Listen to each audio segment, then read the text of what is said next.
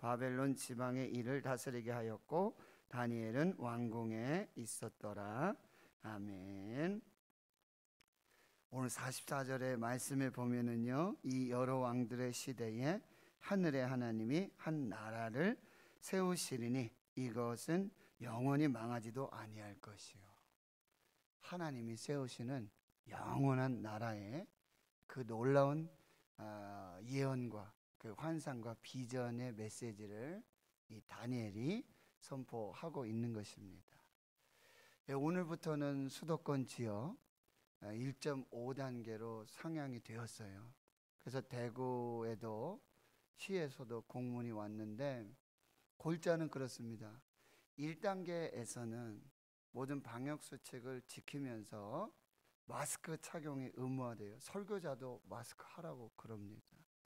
뭐 그러실 분들은 없겠지만 이거 사진 촬영해가지고 뭐 우리 영상 보고 뭐 신고하고 뭐 이런 일도 있을 수 있으니까요. 일단 저도 마스크를 착용합니다. 그래서 1단계에서는 이제 이 공간에 상관없이 거리 유지하고 최소 1m 그렇게 하고 방역수칙 지키면서 마스크를 의무하면서 예배 드릴 수 있어요. 찬양대도 마스크하고 모든 뭐 순서자들도 이제 마스크를 해야 되겠죠. 설교자가 해야 하니까. 1.5단계에서는 이제 그것이 30%로 또 조정이 됩니다. 이제 30%밖에 못 들어오는 거예요. 예배, 현장 예배. 그리고 이제 2단계가 되면 20%. 그리고 2.5단계가 되면은 이제는 온라인 예배로 모두가 변경이 돼요. 그때는 이제 필수 예배 인원, 뭐 반주자라든지 영상 관계자라든지 기도하시는 분이라든지 설교자라든지 그렇게밖에 예배를 못 드리게 되는 그런 상황이 이제 오게 되고, 어제도 여러분 뉴스 보셨지만 벌써 300명 이상들이 이렇게 발생하고 있습니다. 지금 우리가 다시 정신을 차리고 개인 방역 일단 가장 중요합니다.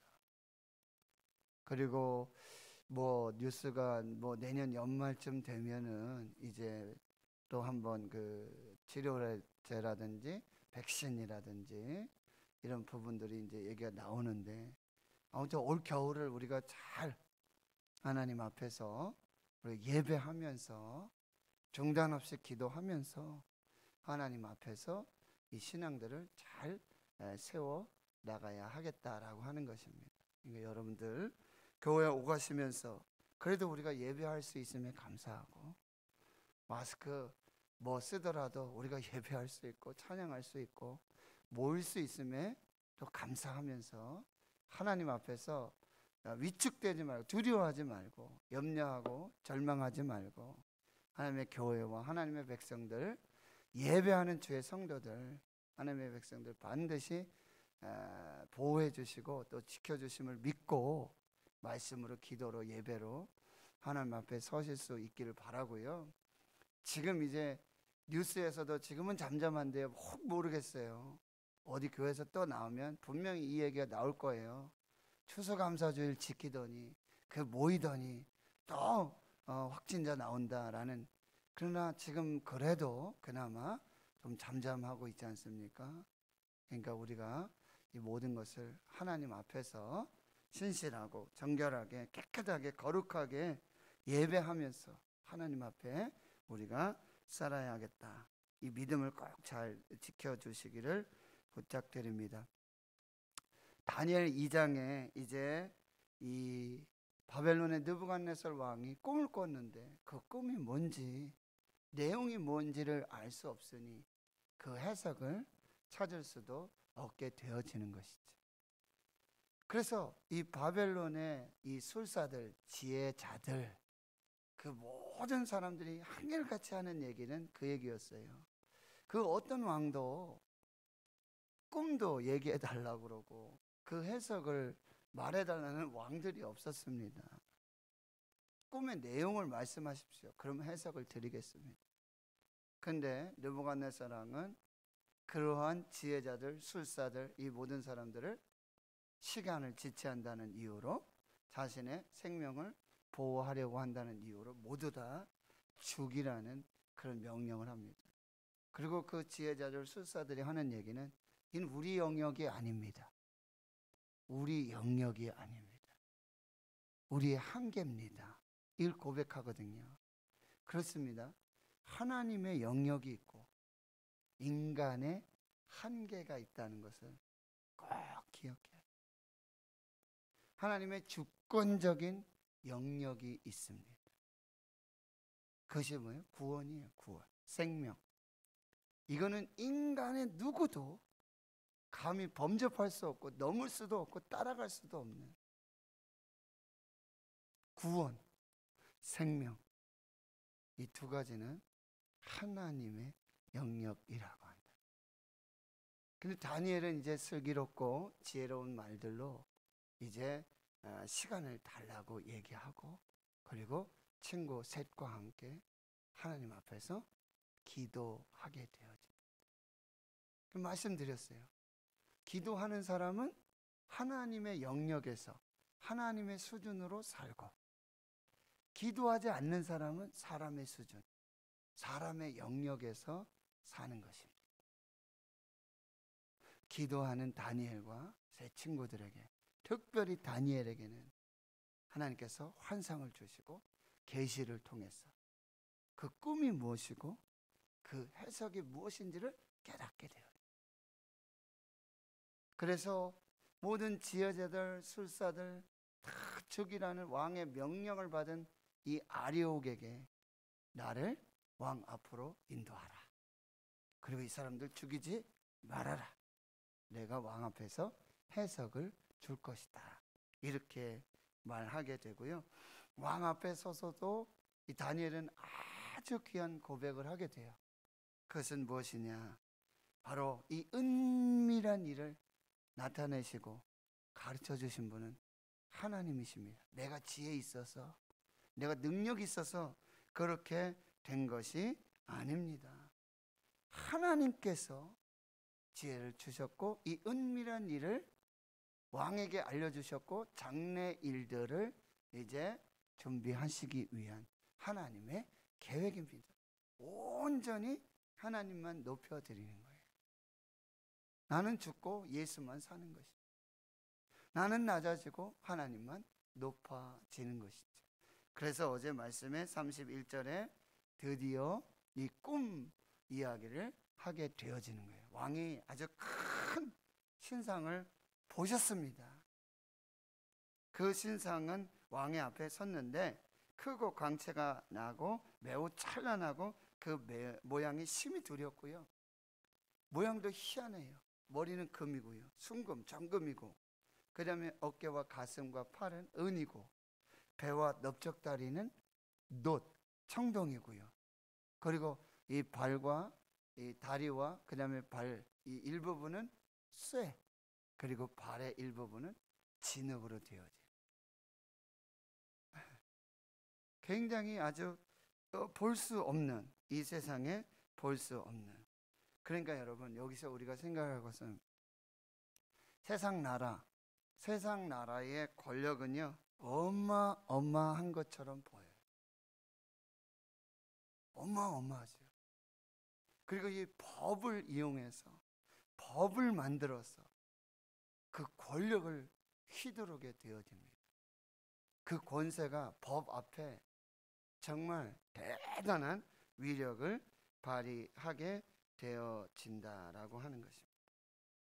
그런데 여러분, 갑자기 34절에 왕이 또 보신 것이 있는데 갑자기 손대지 아니한 돌이 나와가지고 이 신상의 쇠와 진흙의 발을 쳐서 부서뜨리게 되니까 이게 탁 부서지고 산산조각이 나치고, 그 다음에 이 바람에 나는 겨와 같이 탁 흩어지고 다 순식간에 사라져요. 그리고는 이제 그 우상을 친 돌, 손대지 아니한 돌, 어디서 나왔는지 모르겠는데 그 돌이 태산을 이루어서 온 세계에 가득한 그런 꿈을 꾸셨습니다. 이게 뭐예요? 세상 나라 권세 어마어마합니다. 그리고요 화려하고 아주 거대합니다. 화려하기 거지 없습니다. 그런데요, 이게 보면은 그 권세, 그 일시적이라는 거예요. 그리고 한계가 있다고 말하고 있는 거예요. 제한적이라고 한다는 거예요. 절대 영원하지 않다라고 하는 것입니다. 불균형하고요, 비상식적인 것이 나타나요. 이 불균형이에요. 그리고 일상에서 보지 못하는 그런 광경들입니다. 기초가 부실해요. 머리는 막 정금이고 막 이러지만 이 중요한 다리와 발가락들 여기도 보면은 쇠도 있고 진흙도 있고 이렇게 연합하지 못하고 하나 되지 못하는 그런 모습을 보여주고 있다는 거예요. 이게 세상 나라예요. 이 비유가 조금 이상할지 모르지만 여러분 뭐 삼풍 백화점 사고 보셨죠? 그죠? 성수대교, 세월호, 화려하고 대단하고요. 그 웅장함이, 그리고 미국의 이 엠파이어 스테이트 빌딩 같은 거, 그죠? 비행기 폭격하니까 순식간에. 그게 세상 나라예요. 세상의 권력에 공중에 나는 새도 떨어뜨리고 사람의 생명을 좌지우지하는 그 권력도 참으로 안타까운 일인데, 우리나라 전직 대통령들 보시면 그쵸? 그 권력이 무상해요. 그 한계가 또 다른 권력 앞에서, 뒤이은 권력 앞에서 아무 능력이 없는, 아무 힘도 없는, 그것이 세상 나라라고 한다는 것입니다. 그래서 오늘 36절에서부터 그 꿈의 해석을 내가 왕 앞에 알려드리겠습니다. 그런데요, 여러분 보세요. 37절에 보세요. 왕이여, 왕은 여러 왕들 중에 왕이시라. 하늘의 하나님이 나라와 권세와 능력과 영광을 왕에게 주셨고, 이게 핵심이에요. 왕이시여. 왕은 모든 왕들 중에도 왕이고 이 제국을 이루었고 참 그 권세와 능력이 무궁합니다. 그런데 꼭 기억하십시오. 이 꿈의 내용은, 이 꿈을 꾸게 하신 것은 그 권력, 그것이 하늘의 하나님께서 이 나라와 권세와 능력과 영광을 왕에게 주신 것 뿐입니다. 당신은 청지기입니다. 당신이 주인이 아닙니다. 이 권세와 이 능력과 이 영광, 이 나라 당신께 아닙니다. 하나님이 주신 것. 하늘에 하나님이 존재하십니다. 왕이 끝이 아닙니다. 왕도 그저 하늘의 하나님의 주셔서 그냥 살고 있는 왕일 뿐입니다. 이거 기억해야 합니다. 그 다음에 또 이렇게 이제 38절에 사람들과 들짐승과 공중의 새들 어느 곳에 있는 것을 막론하고 그것들을 왕의 손에 넘기사 다스리게 하셨다. 누가요? 하늘의 하나님. 하나님이 그렇게 하셨다. 겸손하십시오. 낮추십시오. 이게 핵심이에요.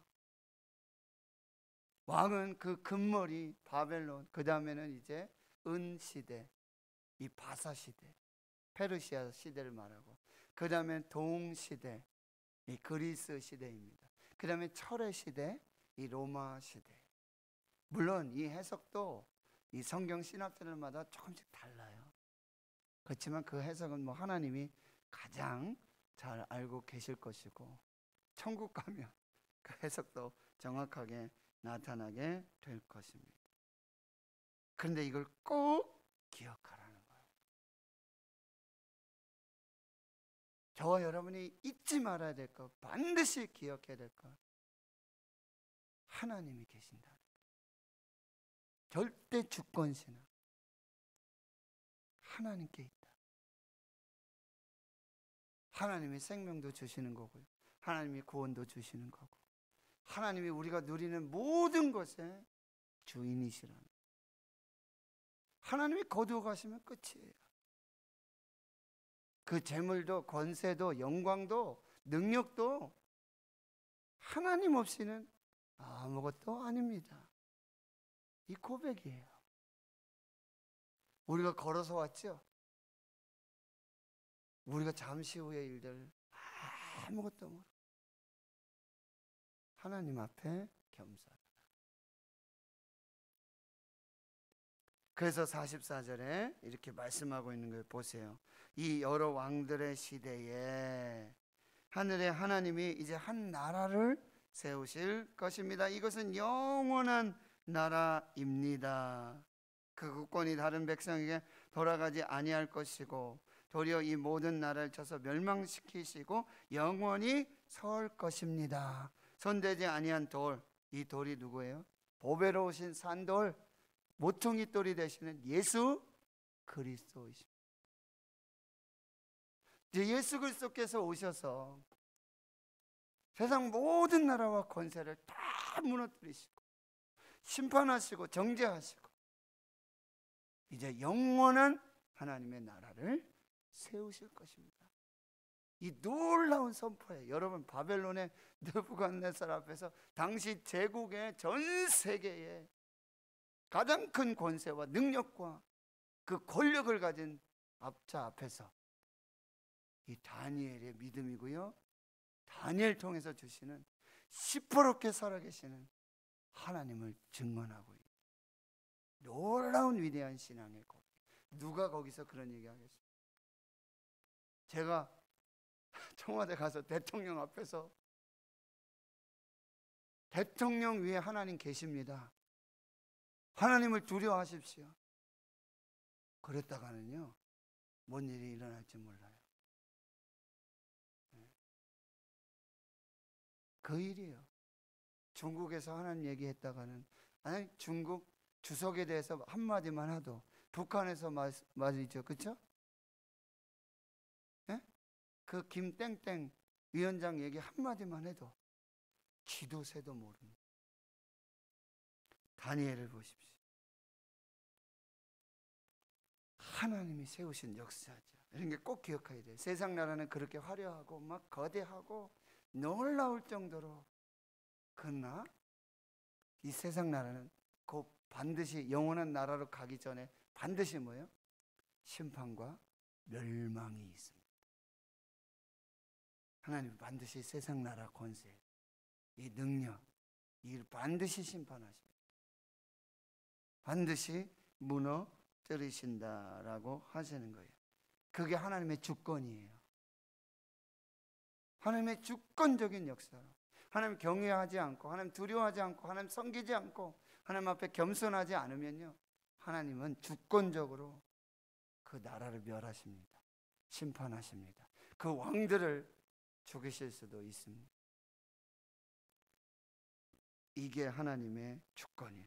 그리고는 이제 하나님이 세우시는, 하나님이 직접 세우시는, 그래서 영원한 하나님의 나라를 세우실 것이다. 이게 하나님의 절대 주권의 역사라고 한다라고 하는 것입니다.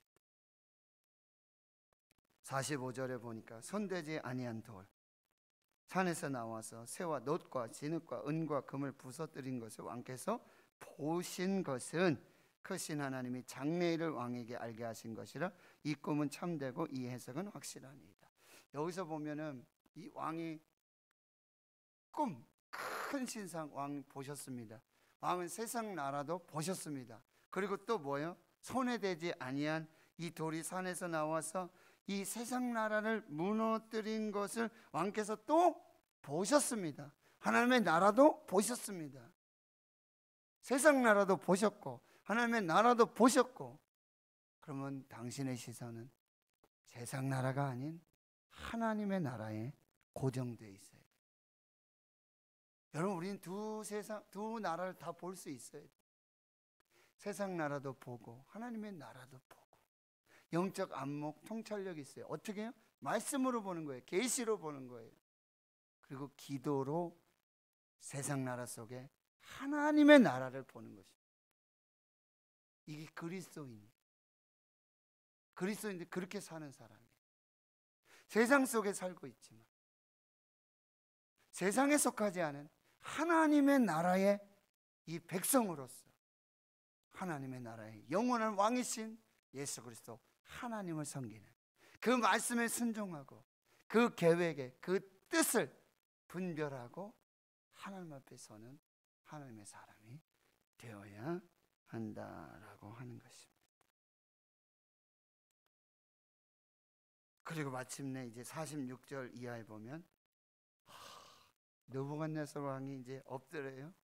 다니엘에게 절하고 명합니다. 대단하지 않습니까?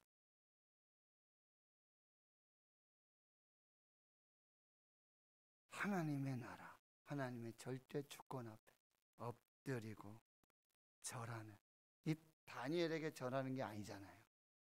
다니엘의 하나님. 47절에 이렇게 말하고 있어요. 다니엘에게 이르되 너희 하나님은 참으로 모든 신들의 신이요 모든 왕의 주제시로다. 내가 능히 이 은밀한 것을 나타내었으니 내 하나님은 또 은밀한 것을 나타내시는 이시로다. 왕이 다니엘을 높여 귀한 선물 많이 주고 그를 세워 바벨론 온 지방을 다스리게 하고 또 바벨론 모든 지혜자의 어른으로 삼고 왕이 또 다니엘의 요구대로 사드락 메삭 아벳느고를 세워 바벨론 지방의 일을 다스리게 하였고 다니엘은 왕궁에 있었더라. 자, 보세요. 하나님의 백성이, 하나님의 택함 받은 백성들이 하나님 찬양하고 하나님 높여드리고 하나님 예배하고 하나님 앞에 낮아지고 겸손하고, 이게 당연한 거예요. 그런데 이방 나라, 세상 나라의 왕들도 하나님 앞에 엎드려야 돼요. 하나님 앞에 예배해야 돼요. 시퍼렇게 살아계신 하나님을 경외해야 돼요. 그래야 그 나라가 삽니다. 그 민족이 삽니다. 그 백성들이 살게 되어지는 거예요. 대한민국 대통령, 위정자들 하나님을 경외해야 돼요. 그래야 살아요. 그래야 이 나라가 하나님의 보호를 받습니다. 맨날 애국가 부른다고 보호받는 게 아니에요. 하나님이 보호하사 우리나라 만세, 이게 신앙의 고백이 돼야 돼요. 우리나라가 그렇게 거룩한 나라, 그렇게 거룩한 백성이 돼야 돼요. 대통령 하나님 두려워해야 돼요. 하나님을 경외해야 돼요. 그러면요, 그가 하나님 믿든 안 믿든 하나님이 그 나라 보호하세요. 그 백성 보호하세요.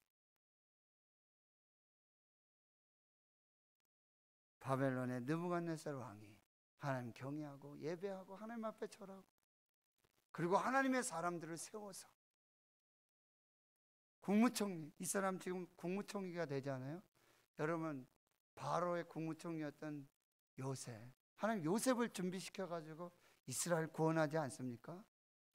여러분, 이 바벨론에 포로로 잡혀가는데 이때 하나님이 누굴 준비시켜요? 다니엘을 준비시켜요. 요셉과 같은 그 국무총리예요. 지금 여로보암 3년이잖아요. 그때 포로로 잡혀갔잖아요. 아직 이스라엘은, 유다는 아직 멸망하지 않고 예레미야가 한참 지금 선지자 역할을, 그 예언을 선포하는 그 시대예요. 그런데 포로로 다니엘을 잡혀가게 하시고 거기서 하나님이 준비시키는 거예요. 언제까지요? 고레스 왕까지 있었어요. 고레스 왕 때 포로에서 돌아오거든요. 그 놀라운 구원과 그 역사를 준비하시는 분이 하나님이세요. 결론은 모든 영광 하나님께, 모든 영광을 하나님께. 주기도문의 마지막이 뭐예요? 대개 나라와 권세와 영광이 아버지께 영원히 있사옵나이다. 이것이 우리 인생의 본분이고 이것이 우리의 마지막 찬양이 되어야 한다라고 하는 거예요. 분명 위기 속에 하나님은 하나님의 사람을 준비시키고 그를 세우셔서 시퍼렇게 살아계신 하나님을 증거하게 하시고 선포하게 하시고, 그리고 그 이방 나라 그 제국의 그 왕들 권세도 하나님 앞에 겸손케 하시는 그 역사가 나타나게 될 줄 믿습니다. 오늘 말씀을 또 믿음으로 받으시고 또 기도하시면서 예언으로 환상과 계시로 받으시고, 나는 하나님 나라, 영원한 하나님 나라의 백성으로 하나님 나라를 소망하면서 믿음으로 살면서 모든 영광 하나님께 겸손하게 하나님의 뜻을 이뤄나가시는 우리 모두가 되어야 될 줄 믿습니다. 하나님 감사합니다. 오늘도 다니엘서를 통해서